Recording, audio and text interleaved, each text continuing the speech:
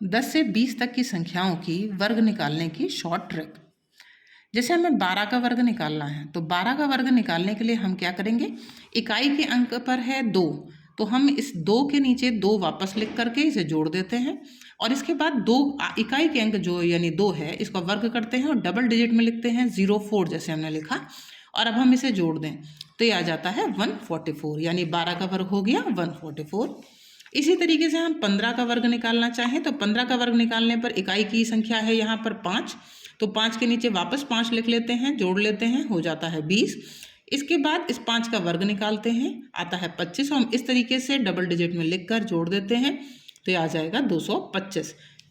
इसी तरीके से अगर हम 17 का वर्ग निकालना चाहें तो हम 17 का इकाई का अंक है इसमें 7, 7 के नीचे वापस 7 लिखते हैं, जोड़ते हैं तो हो जाता है 24, और फिर 7 की संख्या का वर्ग करते हैं तो हो जाता है 49।